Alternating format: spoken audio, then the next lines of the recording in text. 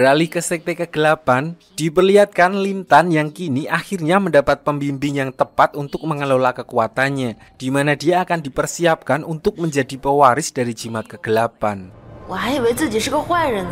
Ketua sekte menjelaskan kalau Lin Tan adalah keturunan darah murni sehingga dia memiliki racun es yang mana itu adalah wujud dari energi kegelapan. So dia hanya perlu berlatih untuk mengendalikan kekuatannya. Namun sebelum itu dia harus menenangkan hatinya terlebih dahulu, kurang lebih sama seperti yang harus dilakukan oleh Wan Wan.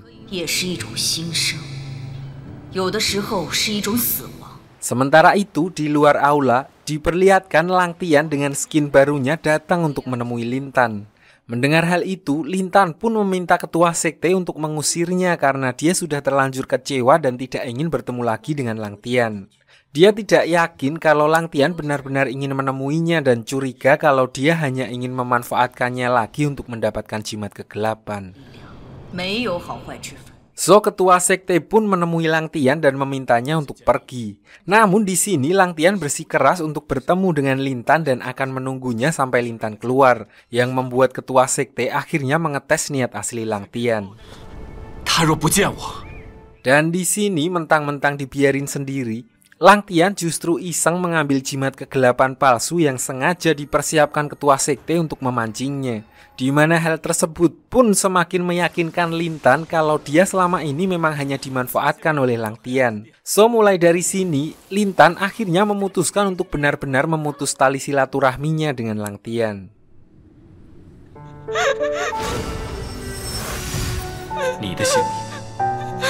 Di sisi lain, tahun ajaran baru Sekte Dao pun akhirnya dimulai, di mana Lindong dan murid-murid baru lainnya dikelompokkan berdasarkan kekuatan mereka. Di sini Lindong mendapat kelompok paling bawah karena kekuatannya baru saja menurun setelah sebelumnya dihajar oleh Lang Tian.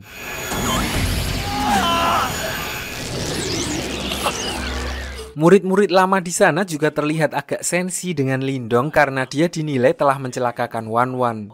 Namun pangeran muda yang ternyata juga menjadi murid baru di sana justru sebaliknya, yang mana dia lebih menghormati Lindong karena sebelumnya Lindong telah melindunginya dari serangan iblisi. Pangeran itu lalu menyogok para senior dengan membagikan pil Yuan agar mereka melupakan masalah Lindong. Singkat cerita, malam harinya Lindong yang sudah tidak sabar untuk bertemu dengan Wan Wan pun akhirnya nekat untuk menerobos aula utama.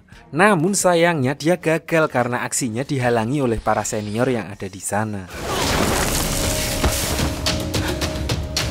Di sisi lain, Wan Wan yang menyadari kedatangan Lindong juga terlihat sangat bersemangat. Namun ayahnya kembali mengingatkan tujuan utamanya, di mana dia harus rela melupakan Lindong demi menjadi pewaris jimat es. So dengan berat hati, Wan Wan pun kembali masuk ke ruangannya dan melanjutkan semedinya.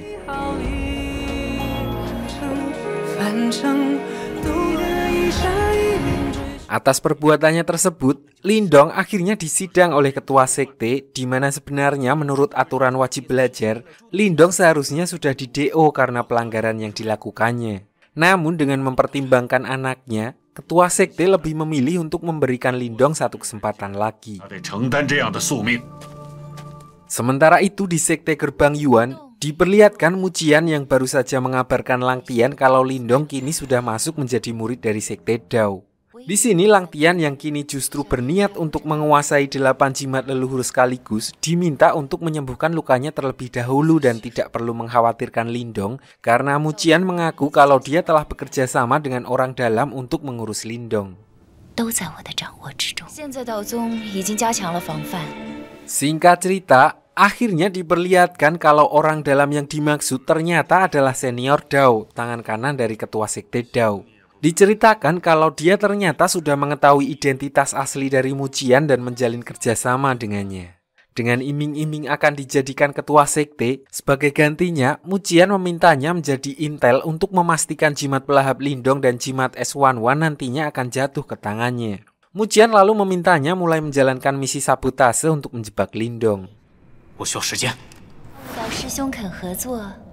Setelah pertemuan tersebut, senior Dao lalu pergi menemui Lindong, di mana dia menyarankan kepada Lindong untuk mengikuti misi perburuan kriminal jika dia ingin mendapat gelar kehormatan dari sekte. Dan dengan hal itu, kemungkinan besar dia akan diizinkan untuk bertemu dengan Wan Wan.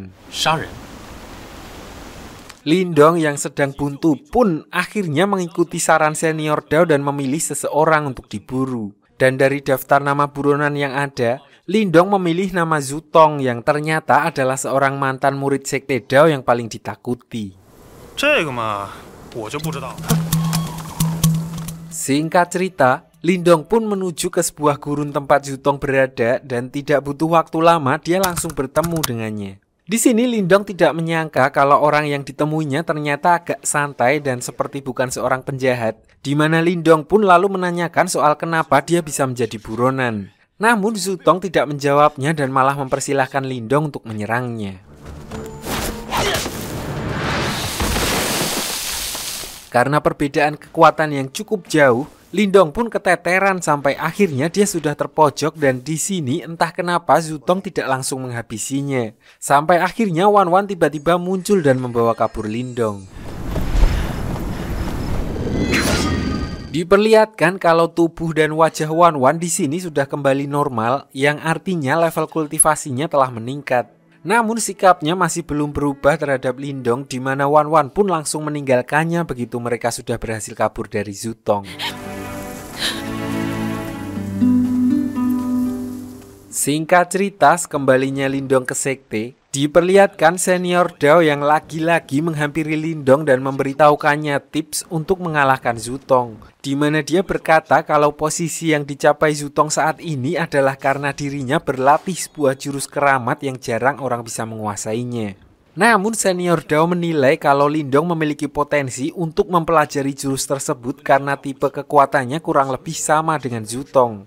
So dia lalu menyarankan Lindong untuk mendatangi aula seni bela diri dan berlatih jurus tersebut di sana.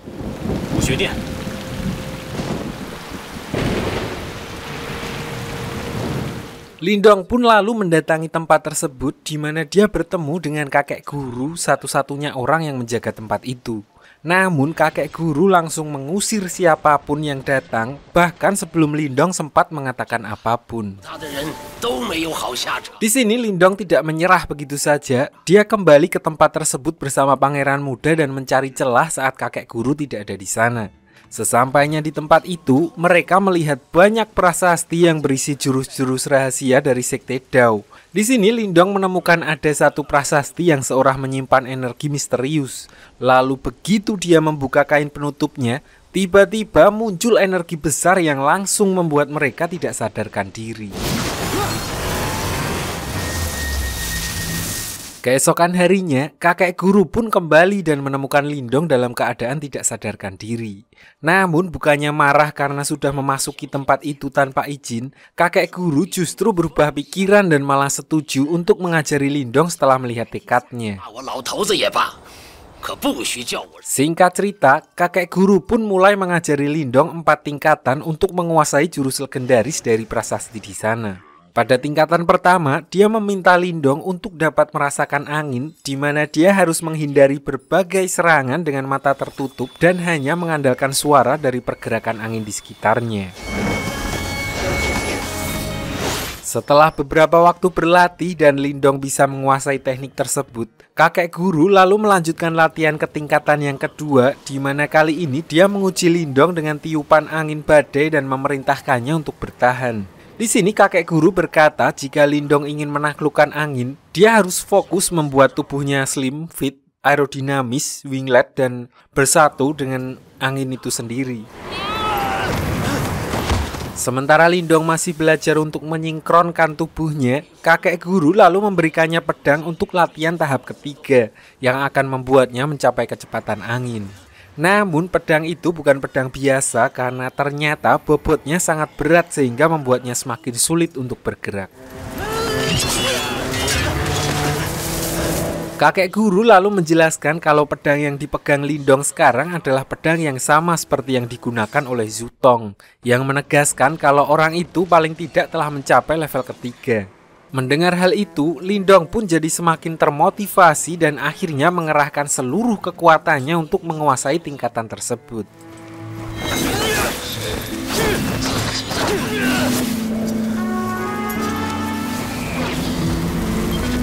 Namun karena egonya yang terlalu tinggi, Lindong pun meminta kakek guru untuk langsung mengajarinya tingkatan keempat, walaupun dia belum sepenuhnya menguasai tahap kedua dan ketiga. Lindong lalu menggunakan jimat pelahap miliknya untuk menyerap energi dari batu prasasti karena mengira hal tersebut dapat meningkatkan kekuatannya. Namun alih-alih kekuatannya meningkat, yang dia dapatkan justru sebaliknya, di mana dia langsung terlempar dan hampir membutakan matanya karena tidak mampu menangani energi yang begitu besar dari batu tersebut.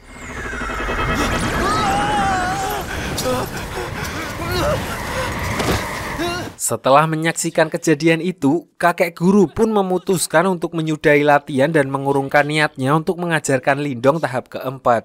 Walaupun memiliki bakat yang luar biasa, namun kakek guru menilai Lindong belum kuat mental untuk memasuki tahap keempat, di mana jika dia terlalu memaksa justru akan membahayakan dirinya sendiri dan membutakan matanya. Setelah melatih Lindong, malam harinya kakek guru didatangi oleh Zutong yang diam-diam menyelinap ke dalam sekte Dao. Ternyata di sini yang tersegel di dalam batu prasasti itu adalah iblisi ketiga yang mempunyai kekuatan angin, dan Zutong berniat untuk melepaskan iblisi tersebut. Tidak sampai di situ, entah kenapa dia juga menyerang dan menghabisi nyawa kakek guru yang tidak lain adalah mantan gurunya sendiri.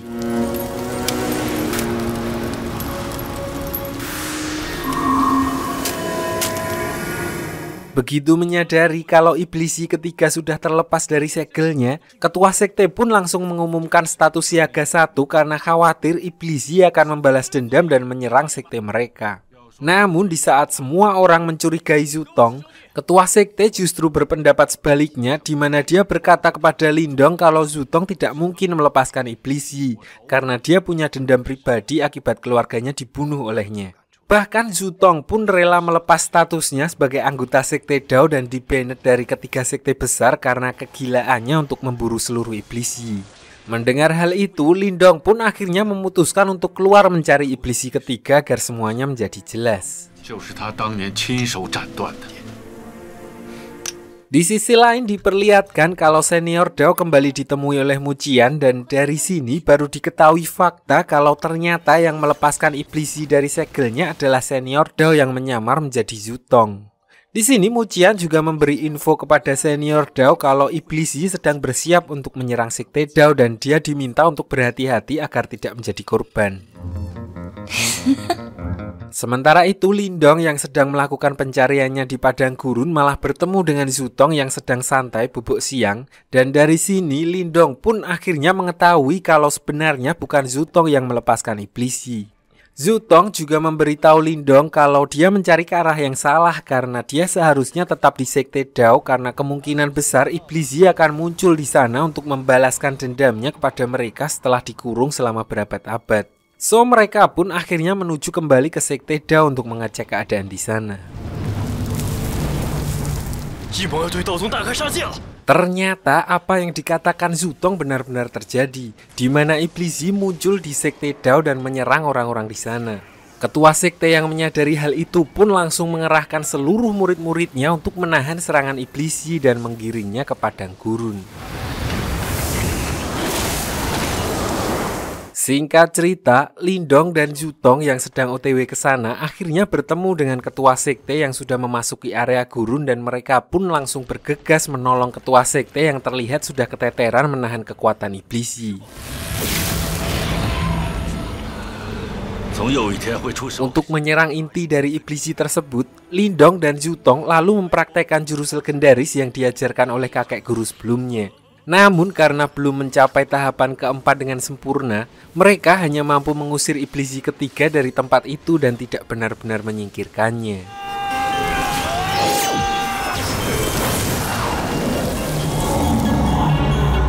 Di sini Zutong berkata walaupun kekuatan mereka berdua digabungkan, mereka tetap tidak bisa memusnahkan iblis ketiga karena mereka tidak menyelesaikan tekniknya sampai tahap keempat, yang mana teknik tersebut akan mengorbankan penglihatan penggunanya. Mendengar hal itu, Lindong pun berinisiatif untuk berkorban menyelesaikan serangan tahap keempat dan siap menanggung semua resiko yang akan menimpanya. Dia lalu melimpei Zutong agar tidak ikut dengannya dan langsung OTW mengejar iblis ketiga. Begitu sampai di TKP, Lindong langsung mempraktekkan jurus tahap keempat yang sempat dia lihat dari batu keramat sebelumnya. Walaupun Lindong sadar kalau dia akan kehilangan penglihatannya, dia tetap nekat melancarkan serangan itu dan akhirnya dengan pengorbanan yang cukup besar, iblis ketiga pun mulai berhasil dimusnahkan.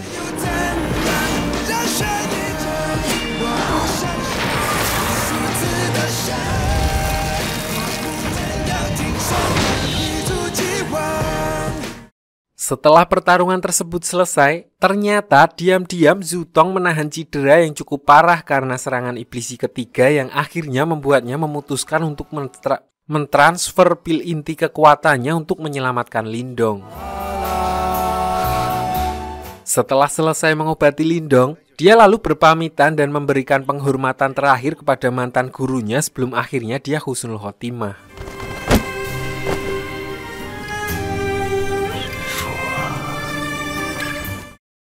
Keesokan harinya setelah Lindong dan ketua sekte kembali ke sekte Dao, mereka akhirnya membuat upacara penghormatan almarhum Zutong untuk membersihkan namanya, di mana akhirnya setelah sekian lama, Lindong berhasil meluruskan fitnah kepada Zutong selama ini dan membuat para anggota sekte Dao kembali menghormatinya. Setelah upacara, ketua sekte lalu mengajak Lindong untuk berbicara empat mata, di mana dia memberikan selamat setelah sebelumnya diberitahu Wan Wan kalau Lindong sedang berulang tahun. Ketua sekte juga mengatakan kalau Wan Wan sudah mempersiapkan hadiah dan ingin memberikannya secara langsung kepada Lindong. Walaupun sudah mendapat lampu hijau dari ketua sekte untuk bertemu dengan Wan Wan, namun Lindong justru mengurungkan niatnya karena takut membuat Wan Wan kecewa begitu melihat kondisinya yang sekarang menjadi seorang tunanetra. Lindong pun akhirnya memilih untuk skip, walaupun dia tahu kalau hal itu akan membuat Wan Wan sangat kecewa.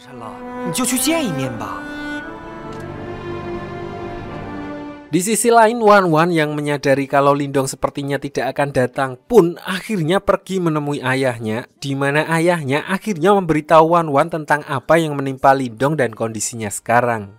Mendengar hal itu, Wan Wan pun hanya bisa tabah dan akhirnya memilih untuk fokus melanjutkan kultivasinya ke tingkat selanjutnya.